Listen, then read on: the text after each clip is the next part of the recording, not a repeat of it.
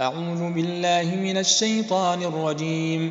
بسم الله الرحمن الرحيم. ياسين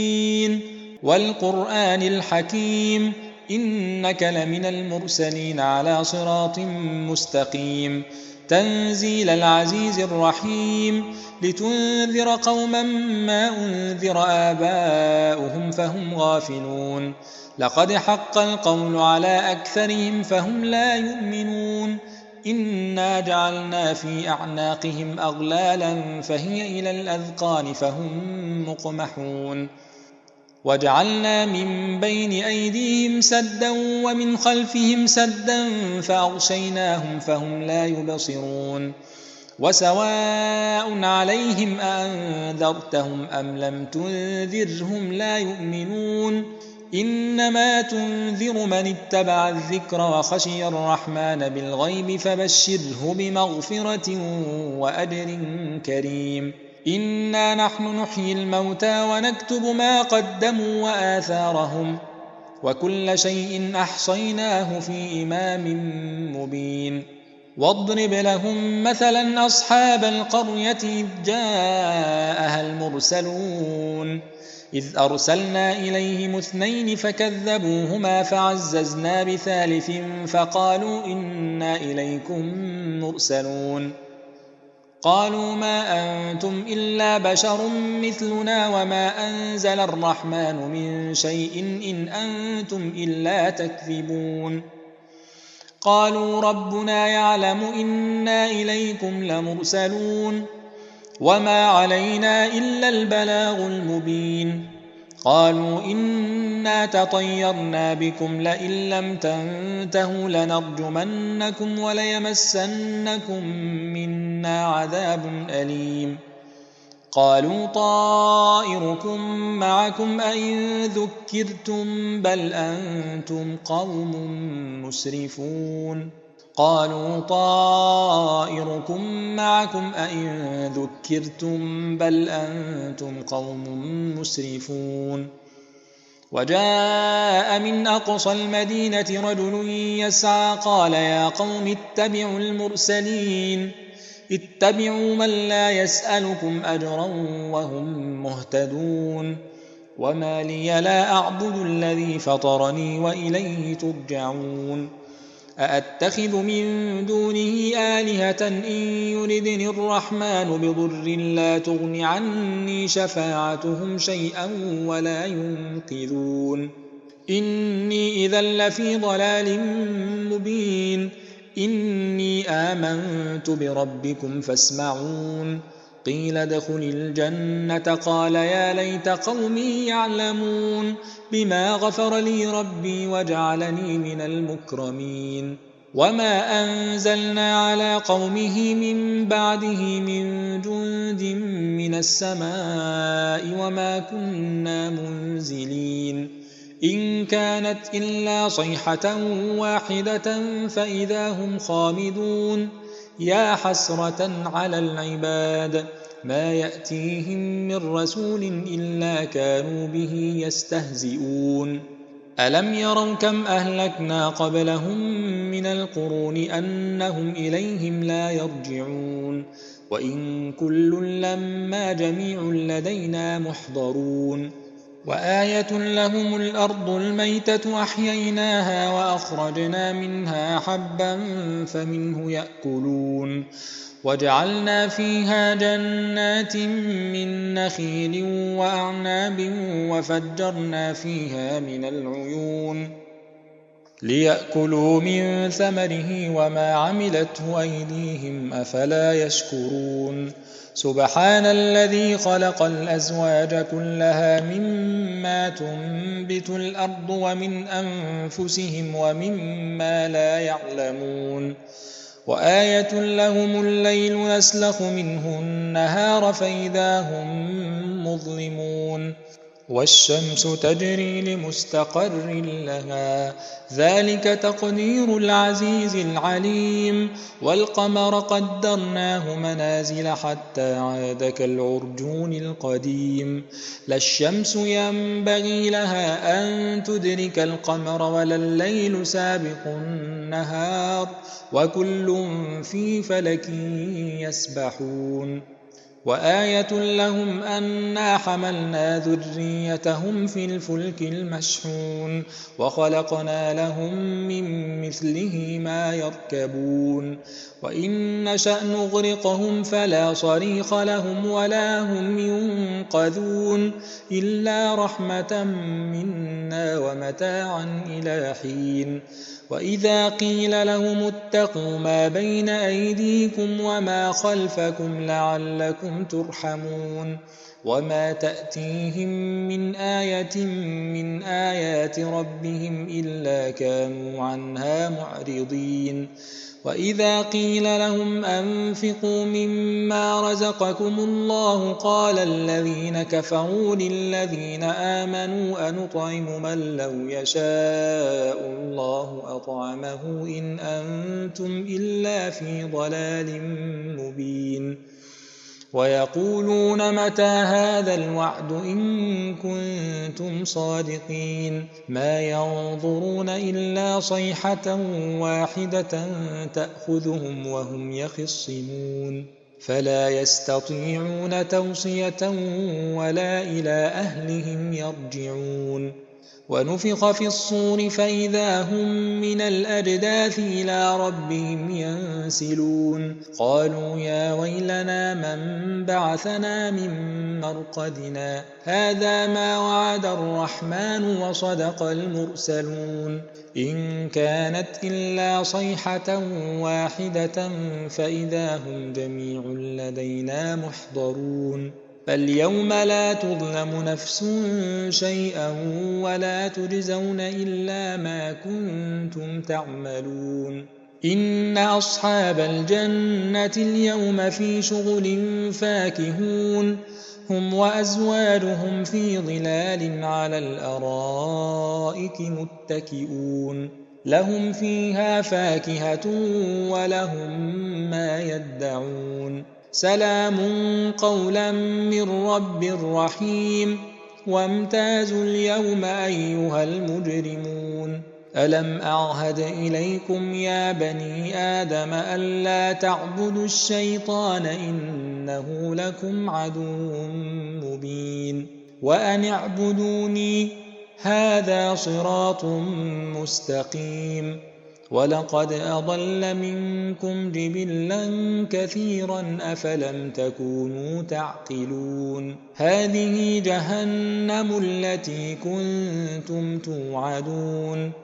اصلوها اليوم بما كنتم تكفرون اليوم نختم على أفواههم وتكلمنا أيديهم وتشهد أرجلهم بما كانوا يكسبون ولو نشاء لطمسنا على أعينهم فاستبقوا الصراط فأنى يبصرون ولو نشاء لمسخناهم على مكانتهم فما استطاعوا مضيا ولا يرجعون ومن نعمره ننكسه في الخلق أفلا يعقلون وما علمناه الشعر وما ينبغي له إن هو إلا ذكر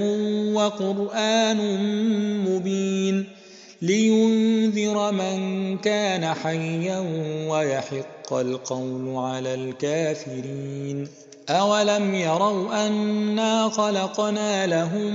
مما عملت أيدينا أنعاما فهم لها مالكون وذللناها لهم فمنها ركوبهم ومنها يأكلون ولهم فيها منافع ومشارب أفلا يشكرون واتخذوا من دون الله آلهة لعلهم ينصرون لا يستطيعون نصرهم وهم لهم جند محضرون فلا يحزنك قولهم إنا نعلم ما يسرون وما يعلنون أولم ير الإنسان أنا خلقناه من نطفة فإذا هو خصيم مبين وضرب لنا مثلا ونسي خلقه قال من يحيي العظام وهي رميم قل يحييها الذي أنشأها أول مرة وهو بكل خلق عليم الذي جعل لكم من الشجر الأخضر نارا فإذا أنتم منه توقدون أوليس الذي خلق السماوات والأرض بقادر على أن يخلق مثلهم بلى وهو الخلاق العليم إنما أمره إذا أراد شيئا أن يقول له كن فيكون فسبحان الذي بيده ملكوت كل شيء وإليه ترجعون أعوذ بالله من الشيطان الرجيم بسم الله الرحمن الرحيم إذا وقعت الواقعة ليس لوقعتها كاذبة خافضة رافعة إذا رجت الأرض رجا وبست الجبال بسا فكانت هباء منبثا وكنتم أزواجا ثلاثة فأصحاب الميمنة ما أصحاب الميمنة وأصحاب المشأمة ما أصحاب المشأمة والسابقون السابقون أولئك المقربون في جنات النعيم ثلة من الأولين وقليل من الآخرين على سرر موضونة متكئين عليها متقابلين يطوف عليهم ولدان مخلدون بأكواب وأباريق وكأس من معين لا يصدعون عنها ولا ينزفون وفاكهة مما يتخيرون ولحم طير مما يشتهون وحور عين كأمثال اللؤلؤ المكنون جزاء بما كانوا يعملون لا يسمعون فيها لغوا ولا تأثيما إلا قيلا سلاما سلاما وأصحاب اليمين ما أصحاب اليمين في سدر مخضود وطلح منضود وظل ممدود وماء مسكوب وفاكهة كثيرة لا مقطوعة ولا ممنوعة وفرش مرفوعة إنا أنشأناهن إنشاء فجعلناهن أبكارا عربا أترابا لأصحاب اليمين ثلة من الأولين وثلة من الآخرين وأصحاب الشمال ما أصحاب الشمال في سموم وحميم وظل من يحموم لا بارد ولا كريم إنهم كانوا قبل ذلك مترفين وكانوا يصرون على الحنث العظيم وكانوا يقولون أئذا متنا وكنا ترابا وعظاما أئنا لمبعوثون أو آباؤنا الأولون قل إن الأولين والآخرين لمجموعون إلى ميقات يوم معلوم ثم إنكم أيها الضالون المكذبون لآكلون من شجر من زقوم فمالئون منها البطون فشاربون عليه من الحميم فشاربون شرب الهيم هذا نزلهم يوم الدين نحن خلقناكم فلولا تصدقون أفرأيتم ما تمنون أأنتم تخلقونه أم نحن الخالقون نحن قدرنا بينكم الموت وما نحن بمسبوقين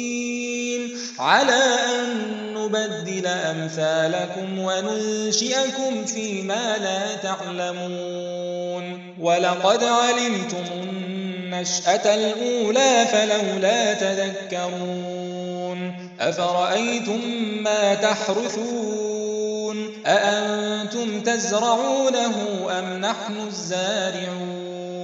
لو نشاء لجعلناه حطاما فظلتم تفكهون إنا لمغرمون بل نحن محرومون أفرأيتم الماء الذي تشربون أأنتم أنزلتموه من المزن أم نحن المنزلون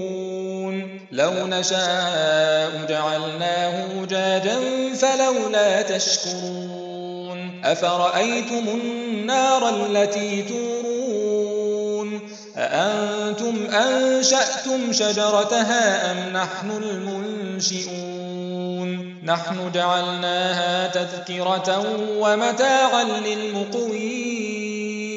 فسبح باسم ربك العظيم فلا أقسم بمواقع النجوم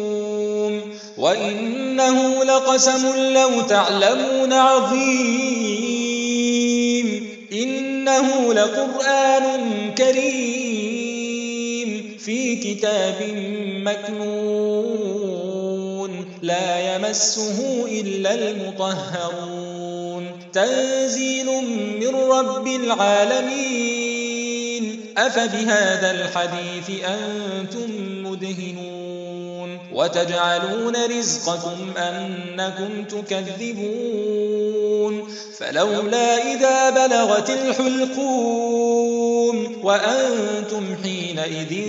تنظرون ونحن أقرب إليه منكم ولكن لا تبصرون فلولا إن كنتم غير مدينين ترجعونها إن كنتم صادقين فأما إن كان من المقربين فروح وريحان وجنة نعيم وأما إن كان من أصحاب اليمين فسلام لك من أصحاب اليمين وأما إن كان من المكذبين الضالين فنزل من حميم وتصلية جحيم إن هذا لهو حق اليقين فسبح باسم ربك العظيم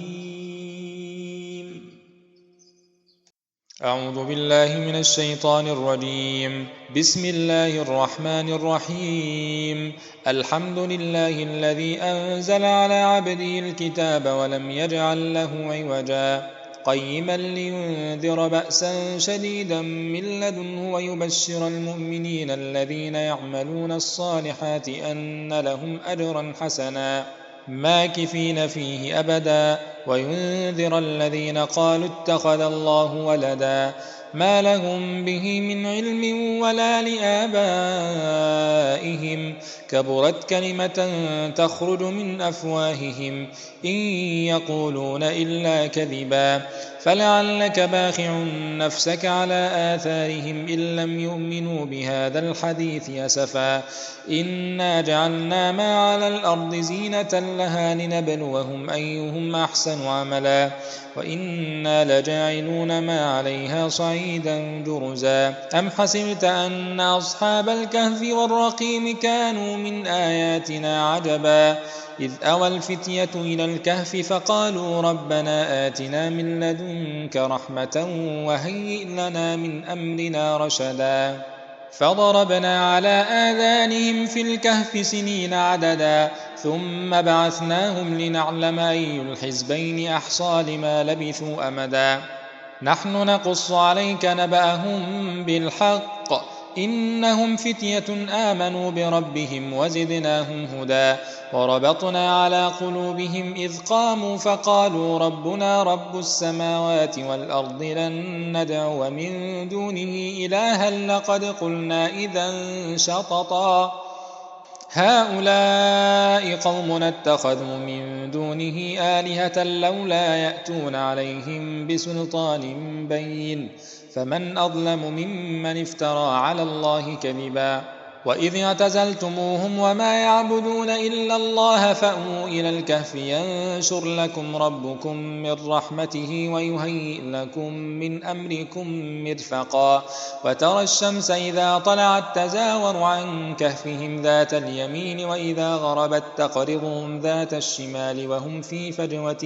منه ذلك من آيات الله من يهد الله فهو المهتد ومن يضلل فلن تجد له وليا مرشدا وتحسبهم أيقاظا وهم رقود ونقلبهم ذات اليمين وذات الشمال وكلبهم باسط ذراعيه بالوصيد لو اطلعت عليهم لوليت منهم فرارا ولملئت منهم رعبا وكذلك بعثناهم ليتساءلوا بينهم قال قائل منهم كم لبثتم قالوا لبثنا يوما أو بعض يوم قالوا ربكم أعلم بما لبثتم فابعثوا أحدكم بورقكم هذه إلى المدينة فلينظر أيها أزكى طعاما فليأتكم برزق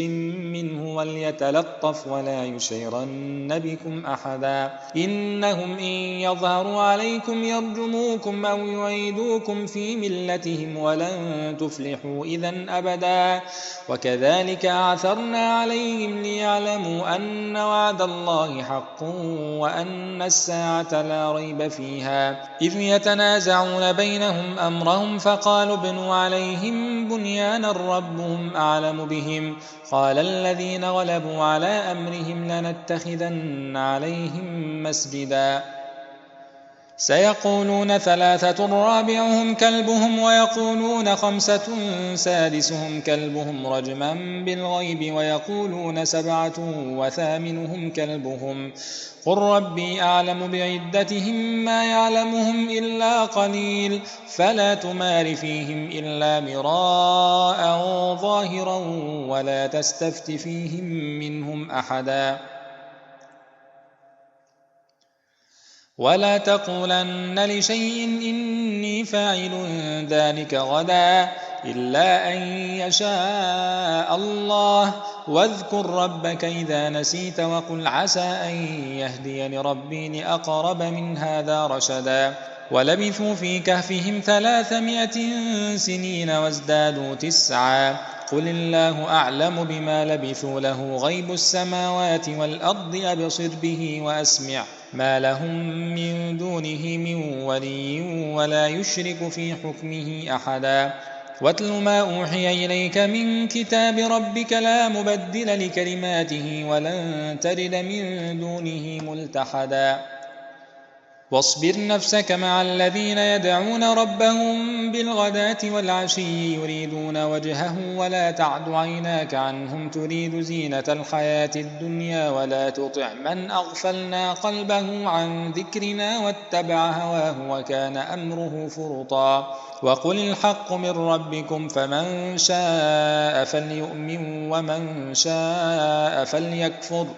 إنا أعتدنا للظالمين نارا أحاط بهم سرادقها وإن يستغيثوا يغاثوا بماء كالمهل يشوي الوجوه بئس الشراب وساءت مرتفقا إن الذين آمنوا وعملوا الصالحات إنا لا نضيع أجر من أحسن عملا أولئك لهم جنات عدن تجري من تحتهم الأنهار يحلون فيها من أساور من ذهب ويلبسون ثيابا خضرا من سندس واستبرق متكئين فيها على الأرائك نعم الثواب وحسنت مرتفقا واضرب لهم مثل الرجلين جعلنا لأحدهما جنتين من أعناب وحففناهما بنخل وجعلنا بينهما زرعا كلتا الجنتين آتت أكلها ولم تظلم منه شيئا وفجرنا خلالهما نهرا وكان له ثمر فقال لصاحبه وهو يحاوره أنا أكثر منك مالا وأعز نفرا ودخل جنته وهو ظالم لنفسه قال ما أظن أن تبيد هذه أبدا وما أظن الساعة قائمة ولئن رددت إلى ربي لأجدن خيرا منها منقلبا قال له صاحبه وهو يحاوره أكفرت بالذي خلقك من تراب ثم من نطفة ثم سواك رجلا لكن هو الله ربي ولا أشرك بربي أحدا ولولا إذ دخلت جنتك قلت ما شاء الله لا قوة إلا بالله إن ترني أنا أقل منك مالا وولدا فعسى ربي أن يؤتيني خيرا من جنتك ويرسل عليها حسبانا من السماء فتصبح صعيدا زلقا أو يصبح ماؤها غورا فلن تستطيع له طلبا وأحيط بثمره فأصبح يقلب كفيه على ما أنفق فيها وهي خاوية على عروشها ويقول يا ليتني لم أشرك بربي أحدا ولم تكن له فئة ينصرونه من دون الله وما كان منتصرا هنالك الولاية لله الحق هو خير ثوابا وخير عقبا واضرب لهم مثل الحياة الدنيا كماء إن أنزلناه من السماء فاختلط به نبات الأرض فأصبح هشيما تذروه الرياح وكان الله على كل شيء مقتدرا المال والبنون زينة الحياة الدنيا والباقيات الصالحات خير عند ربك ثوابا وخير أملا ويوم نسير الجبال وترى الأرض بارزة وحشرناهم فلم نغادر منهم أحدا وعرضوا على ربك صفا لقد جئتمونا كما خلقناكم أول مرة بل زعمتم أن لن نجعل لكم موعدا ووضع الكتاب فترى المجرمين مشفقين مما فيه ويقولون يا ويلتنا ما لهذا الكتاب لا يغادر صغيرة ولا كبيرة إلا أحصاها ووجدوا ما عملوا حاضرا ولا يظلم ربك أحدا وإذ قلنا للملائكة اسجدوا لآدم فسجدوا إلا إبليس كان من الجن ففسق عن أمر ربه أفتتخذونه وذريته أولياء من دوني وهم لكم عدو بئس للظالمين بدلا ما أشهدتهم خلق السماوات والأرض ولا خلق أنفسهم وما كنت متخذ المضلين عضدا ويوم يقول نادوا شركائي الذين زعمتم فدعوهم فلم يستجيبوا لهم وجعلنا بينهم موبقا ورأى المجرمون النار فظنوا أنهم مواقعوها ولم يجدوا عنها مصرفا ولقد صرفنا في هذا القرآن للناس من كل مثل وكان الإنسان أكثر شيء جدلا وما منع الناس أن يؤمنوا إذ جاءهم الهدى ويستغفروا ربهم إلا أن تأتيهم سنة الأولين أو يأتيهم العذاب قبلا وما نرسل المرسلين إلا مبشرين ومنذرين ويجادل الذين كفروا بالباطل ليدحضوا به الحق واتخذوا آياتي وما أنذروا هزوا ومن أظلم ممن ذكر بآيات ربه فأعرض عنها ونسي ما قدمت يداه إنا جعلنا على قلوبهم أكنة أن يفقهوه وفي آذانهم وقرا وإن تدعهم إلى الهدى فلن يهتدوا إذن أبدا وربك الغفور ذو الرحمة لو يؤاخذهم بما كسبوا لعجل لهم العذاب بل لهم موعد لن يجدوا من دونه موئلا وتلك القرى أهلكناهم لما ظلموا وجعلنا لمهلكهم موعدا وإذ قال موسى لفتاه لا أبرح حتى أبلغ مجمع البحرين أو أمضي حقبا فلما بلغا مجمع بينهما نسيا حوتهما فاتخذ سبيله في البحر سربا فلما جاوزا قال لفتاه آتنا غداءنا لقد لقينا من سفرنا هذا نصبا قال أرأيت إذ أوينا إلى الصخرة فإني نسيت الحوت وما أنسانيه إلا الشيطان أن أذكره واتخذ سبيله في البحر عجبا قال ذلك ما كنا نبغ فارتدا على آثارهما قصصا فوجد عبدا من عبادنا آتيناه رحمة من عندنا وعلمناه من لدنا علما قال له موسى هل أتبعك على أن تعلمني مما علمت رشدا قال إنك لن تستطيع معي صبرا وكيف تصبر على ما لم تحط به خبرا قال ستجدني إن شاء الله صابرا ولا أعصي لك أمرا قال فإن اتبعتني فلا تسألني عن شيء حتى أحدث لك منه ذكرا فانطلقا حتى إذا ركبا في السفينة خرقها قال أخرقتها لتغرق أهلها لقد جئت شيئا إمرا قال ألم أقل إنك لن تستطيع معي صبرا قال لا تؤاخذني بما نسيت ولا ترهقني من أمري عسرا فانطلقا حتى إذا لقيا غلاما فقتله قال أقتلت نفسا زكية بغير نفس لقد جئت شيئا نكرا قال ألم أقل لك إنك لن تستطيع معي صبرا قال إن سألتك عن شيء بعدها فلا تصاحبني قد بلغت من لدني عذرا فانطلقا حتى إذا أتيا أهل قرية استطعما أهلها فأبوا أن يضيفوهما فوجدا فيها جدارا يريد أن ينقض فأقامه قال لو شئت لاتخذت عليه أجرا قال هذا فراق بيني وبينك سأنبئك بتأويل ما لم تستطع عليه صبرا أما السفينة فكانت لمساكين يعملون في البحر فأردت أن أعيبها وكان وراءهم ملك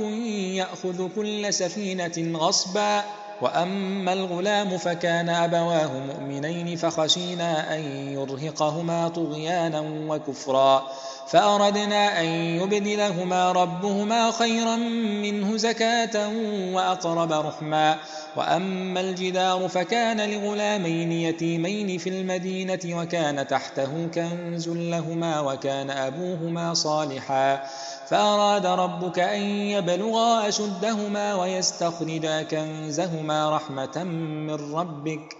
وما فعلته عن أمري ذلك تأويل ما لم تستطع عليه صبرا. ويسألونك عن ذي القرنين قل سأتلو عليكم منه ذكرا. إنا مكنا له في الأرض وآتيناه من كل شيء سببا فأتبع سببا حتى إذا بلغ مغرب الشمس وجدها تغرب في عين حمئة ووجد عندها قوما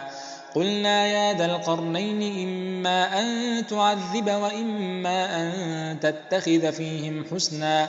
قال أما من ظلم فسوف نعذبه ثم يرد إلى ربه فيعذبه عذابا نكرا وأما من آمن وعمل صالحا فله جزاء الحسنى وسنقول له من أمرنا يسرا ثم أتبع سببا حتى إذا بلغ مطلع الشمس وجدها تطلع على قوم لم نجعل لهم من دونها سترا كذلك وقد أحطنا بما لديه خبرا ثم أتبع سببا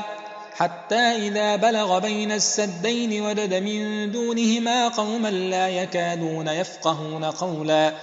قالوا يا ذا القرنين إن يأجوج ومأجوج مفسدون في الأرض فهل نجعل لك خرجا على أن تجعل بيننا وبينهم سدا قال ما مكني فيه ربي خير فاعينوني بقوة أجعل بينكم وبينهم ردما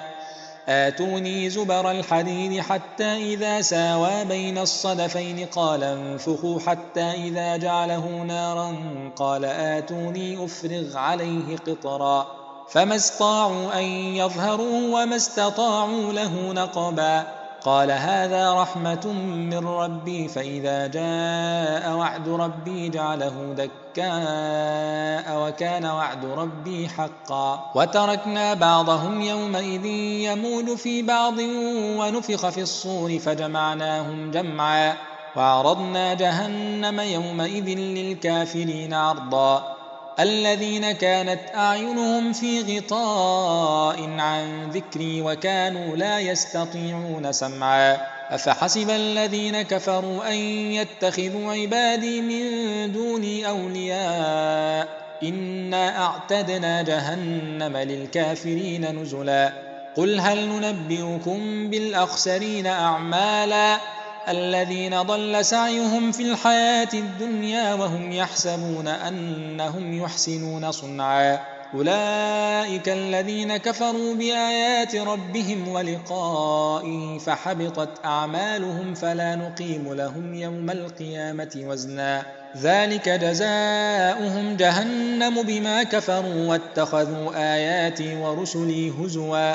إن الذين آمنوا وعملوا الصالحات كانت لهم جنات الفردوس نزلا خالدين فيها لا يبغون عنها حولا قل لو كان البحر مدادا لكلمات ربي لنفد البحر قبل أن تنفد كلمات ربي ولو جئنا بمثله مددا قل إنما أنا بشر مثلكم يوحى إلي أنما إلهكم إله واحد فمن كان يرجو لقاء ربه فليعمل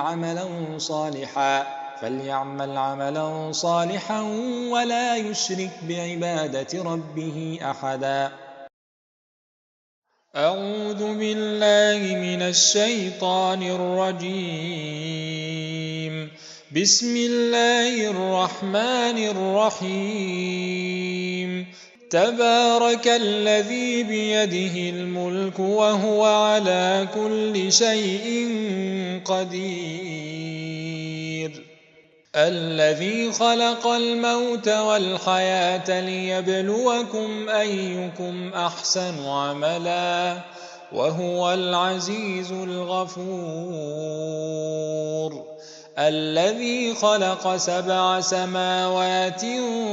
طباقا ما ترى في خلق الرحمن من تفاوت فارجع البصر هل ترى من فطور ثم ارجع البصر كرتين ينقلب إليك البصر خاسئا وهو حسير ولقد زينا السماء الدنيا بمصابيح وجعلناها رجوما للشياطين وأعتدنا لهم عذاب السعير وللذين كفروا بربهم عذاب جهنم وبئس المصير إذا ألقوا فيها سمعوا لها شهيقا وهي تفور تكاد تميز من الغيظ كلما ألقي فيها فوج سألهم خزنتها ألم يأتكم نذير قالوا بلى قد جاءنا نذير فكذبنا وقلنا ما نزل الله من شيء إن أنتم إلا في ضلال كبير وقالوا لو كنا نسمع أو نعقل ما كنا في أصحاب السعير فاعترفوا بذنبهم فسحقا لأصحاب السعير إن الذين يخشون ربهم بالغيب لهم مغفرة وأجر كبير وأسروا قولكم أو اجهروا به إنه عليم بذات الصدور ألا يعلم من خلق وهو اللطيف الخبير هو الذي جعل لكم الأرض ذلولا فامشوا في مناكبها وكلوا من رزقه وإليه النشور أأمنتم من في السماء أن يخسف بكم الأرض فإذا هي تمور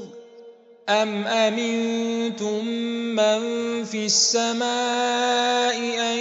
يرسل عليكم حاصبا فستعلمون كيف نذير ولقد كذب الذين من قبلهم فكيف كان نكير أولم يروا إلى الطير فوقهم صافات ويقبض ما يمسكهن إلا الرحمن إنه بكل شيء بصير أمن هذا الذي هو جند لكم ينصركم من دون الرحمن إن الكافرون إلا في غرور أمن هذا الذي يرزقكم إن أمسك رزقه بل لجوا في عتو ونفور أفمن يمشي مكبا على وجهه أهدى أمن يمشي سويا على صراط مستقيم قل هو الذي أنشأكم وجعل لكم السمع والأبصار والأفئدة قليلا ما تشكرون قل هو الذي ذرأكم في الأرض وإليه تحشرون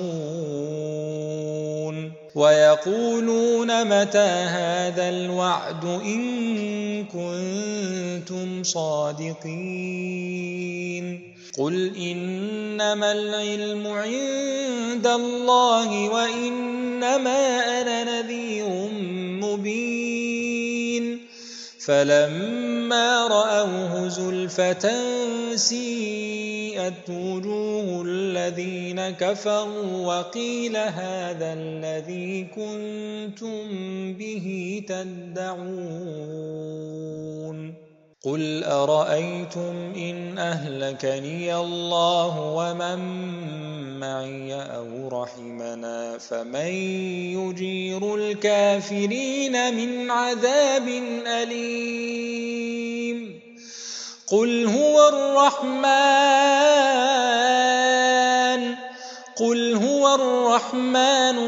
آمنا به وعليه توكلنا فستعلمون من هو في ضلال مبين قل أرأيتم إن أصبح ماؤكم